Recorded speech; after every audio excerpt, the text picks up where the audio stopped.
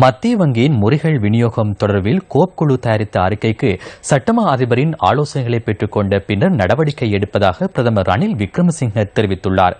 சிறிகொத்தவில் இன்று நடைபெற்ற நிகழ்வு ஒன்றில் கலந்து கொண்டு உரையாற்றும் போதே பிரதமர் இதனை கூறினார்.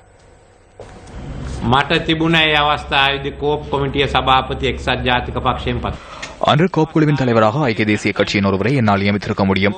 அந்த வேளையில் கோப் குழுவின் தலைமை பதவியை மக்கள் விடுதலை முன்னணி கோரியது.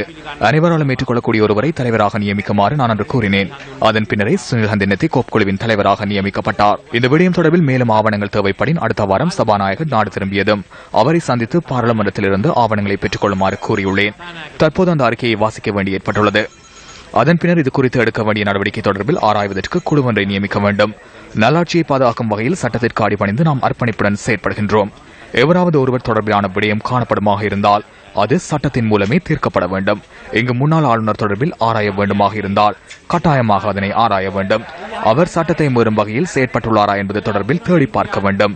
ஏனென்றால் நாம் எவ்வழியிலும் சட்டத்தை மதிக்கின்றோம். அது நமக்கு எதிராக இருந்தாலும் பிரச்சனை இல்லை.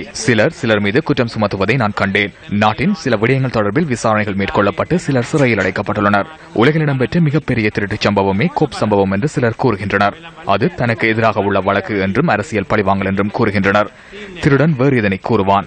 சிலர் இது குறித்து இளஞ்ச ஊழல் விசாரணை ஆணைக்குழுவிற்கு சென்றுள்ளனர். வாக்குமூலம் வழங்குவதற்கு என்னை அழைத்தால் நான் ஆணைக்குழுவிற்கு சென்று வாக்குமூலம் வழங்குவேன். நாம் இந்த நாட்டில் ஒரு விடயத்தை நிறைவேற்றியுள்ளோம். திருட்டு சம்பவங்களை தேடி பார்த்து திருடியவர்களுக்கு தண்டனை வழங்கியுள்ளோம். நான் மத்திய வங்கியின் நிதி சபையை அழைத்துள்ளேன்.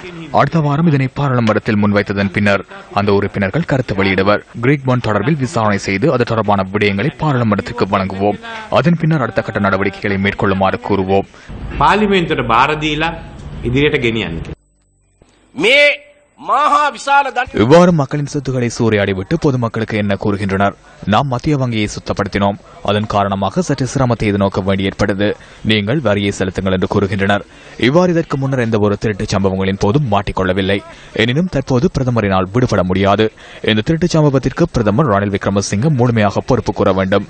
பிரதமர் இந்த பதவியில் இருக்கும் வரை இது குறித்த விசாரணைகள் உரிய முறையில் இடம்பெறாது. எனவே பிரதமர் ராஜினாமா செய்ய வேண்டும். இல்லாவிட்டால் மக்கள் வீதிக்கு இறங்க வேண்டும். பட்டப்பகலில் மேற்கொண்டு இந்த திருட்டுச் சம்பவம் தொடர்பில் பொறுப்பு கூற வேண்டிய பிரதமர் ராஜினாமா செய்ய வேண்டும் என்ற துணைப்பொருளில் ஆர்ப்பாட்டத்தில் ஈடுபட வேண்டும்.